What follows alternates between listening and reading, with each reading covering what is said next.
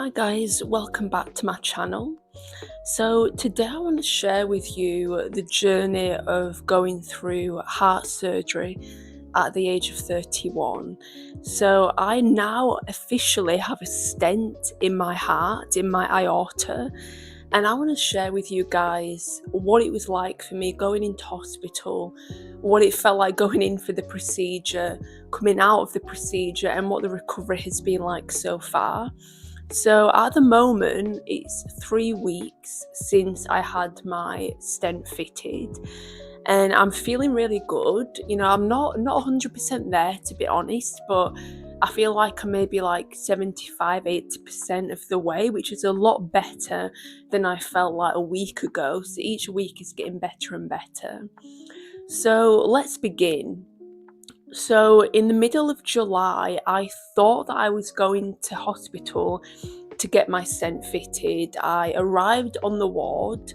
I had my blood taken, I had my blood pressure taken.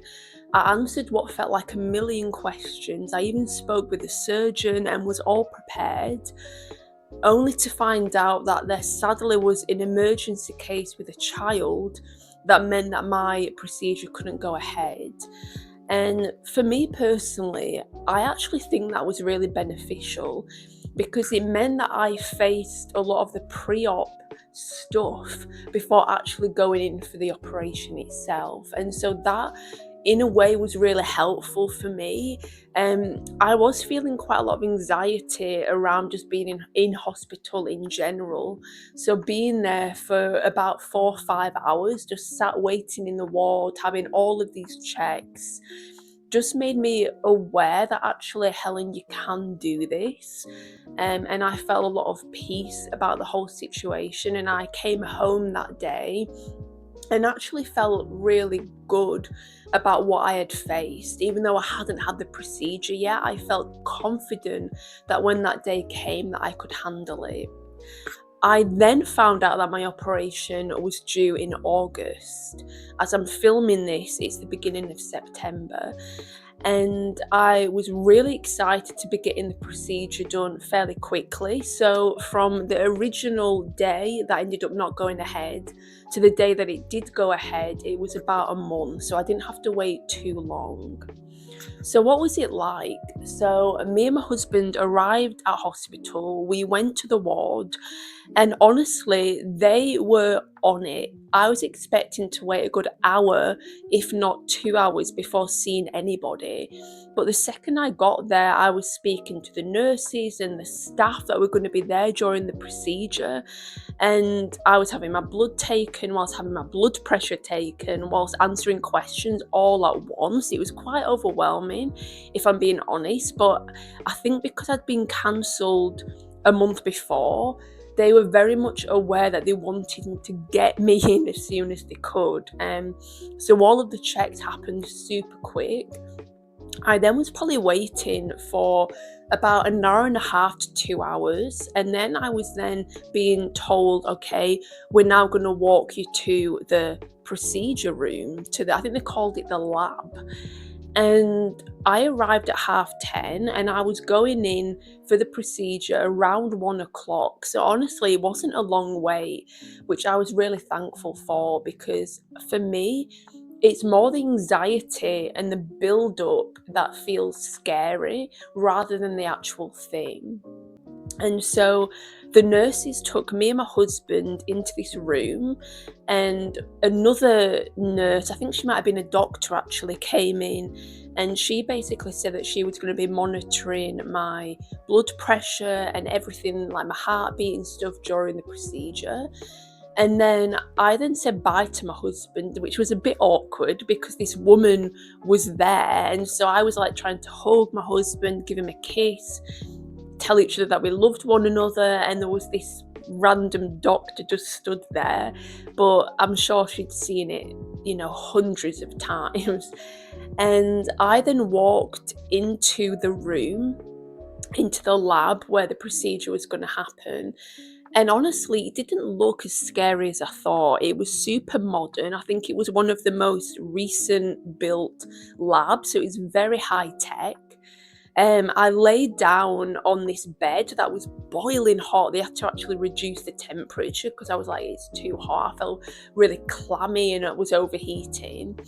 I then had several doctors or nurses, I'm not sure what they were, but sticking all of these different devices to me to get me prepared. I had a screen on the left of me that had like a tropical world. Like there was, it's like the coral reef and fish swimming around. I thought, oh, that's quite nice, quite relaxing. And there was a wonderful doctor, and she was incredible. She was basically telling me that she was going to give me some oxygen, but she was stroking my head. I was laid down and she was pulling my hair back and she was stroking my head as she gave me the oxygen. So the oxygen went over my nose and my mouth, and she made a bit of a joke being like, oh, pretend it's like gin and tonic. And I'm like, well, I love gin and tonic. And I shut my eyes, and that's all I really remember. I don't remember drifting off or anything like that. It literally happened instantly. And then I remember like stirring, my eyes were shut, but I could hear noises, and it honestly was a real effort to even open my eyes. And when I did, I saw a couple of people who were just hovering around me. They weren't really checking on me, they were just in the room doing other things. And I said to them, is there a stent fitted? Have you put the stent in? And they said yes, because I wasn't 100% sure whether they would or not. So I just wanted to know, and so I got confirmation. And they then told me that they were going to wheel me back to the ward. And this entire time, my eyes were like completely shut. It's really difficult to explain, because imagine being like so tired that you can't open your eyes, but that your body also feels quite numb. It's like my body, like I couldn't quite feel my whole body. It was like it was still waking up from the anesthetic, because I did have general anesthetic. And I eventually got put onto my bed. They had to like lift me up and move me from one bed to the other, which again, I was like a zombie. They had to do it all. I wasn't offering any help. I was completely out of it. And I'd actually heard my dad's voice when they were wheeling me past. I heard my dad's voice. Apparently my husband and my mum both spoke, but the only voice that I could hear was my dad's, which is so typical. My dad's got such a boomy, deep, very masculine voice, and so it was very loud. And I was just laid on the bed, and I could then, as I was opening my eyes, like occasionally, I saw that my husband was there on the right of me, and he was checking that I was okay. And honestly, it took me around, I came out of surgery about 3 o'clock. I didn't really feel like I was fully awake till probably about like 8, 9 o'clock. It took me a long time to, in a way, get out of the anesthetic that they gave me. I also felt incredibly nauseous. They brought round food at about 6 o'clock, and honestly, the smell of that food, I said to my mum, take it away quick, quick, quick, because it was horrible. My husband actually ate it on my behalf because I couldn't eat anything. And eventually my parents left, and my husband then left. So my parents left at 7 o'clock.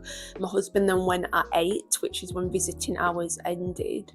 And I knew that he was coming back at 10 a.m. So I knew that I had just over 12 hours by myself, which honestly was the most daunting thing for me, being in hospital overnight by myself.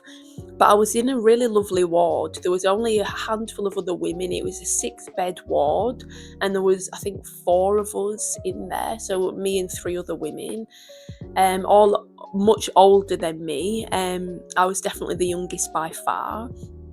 And Thankfully, one of the nurses, after many requests, gave me an injection that really helped my nausea. So I started to feel like I could eat something and drink something, which was really nice. And to be honest, really important to get that food into your body too.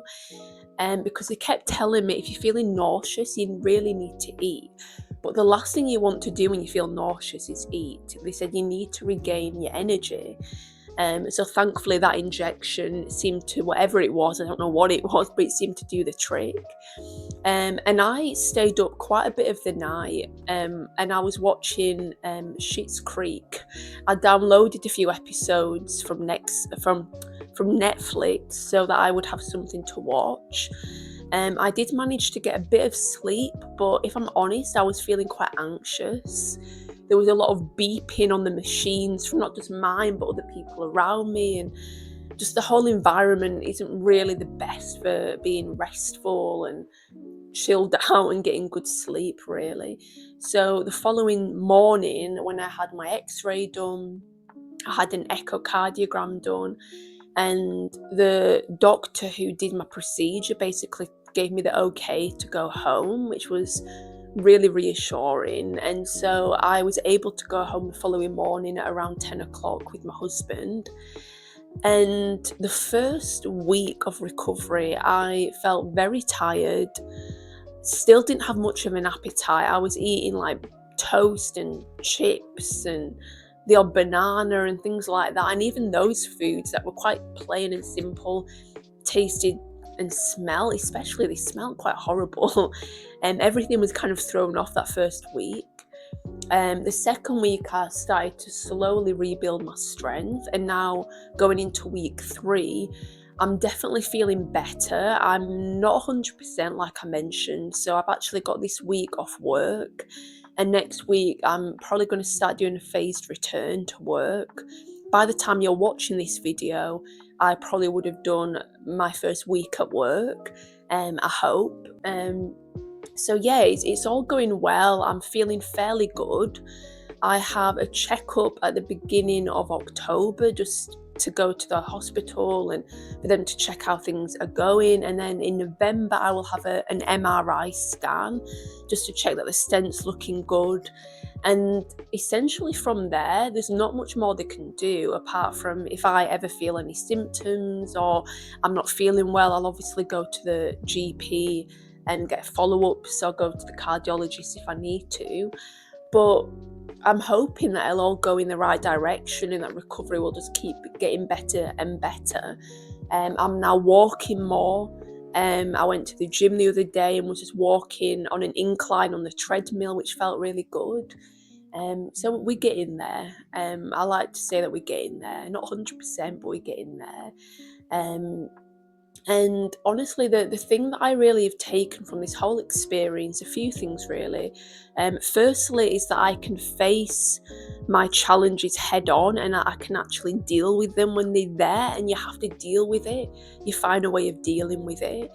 As I was very scared about hospital and about the procedure, but I faced it, which was really reassuring. And I like to say that I was quite brave and quite positive in the whole situation. Which is really encouraging to know that I could be that in that situation. The second thing that I've really taken from this is that general anaesthetic makes you feel so groggy and very nauseous, and to give your body the rest it needs when you've experienced that, and not expecting to be bouncing back up within a few days, but realizing that for some people general anesthetic does take longer to recover from. And the third thing I've really taken from this is honestly just being so thankful that I live in a country where I've not had to pay anything for any of the procedures or appointments or scans that I've had. Obviously I do pay taxes which go towards medical care, but nowhere near the amount that it's probably cost for the procedures and the scans and everything that I've had done over the last year and a half. So I'm just incredibly thankful to be in a country where we get this free healthcare for the most part, and it's not all free. but things like procedures and going to hospital and things is free, and so I'm just so thankful for that.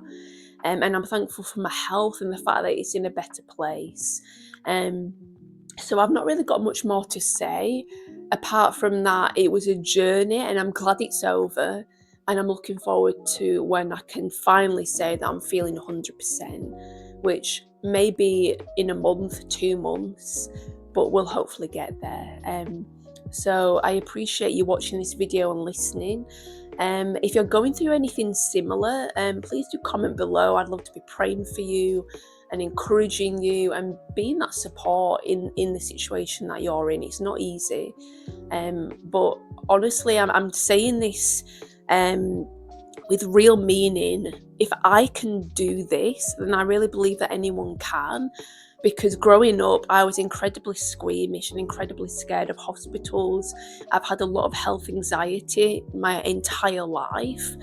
And so I do really feel like if I can face it, then other people can.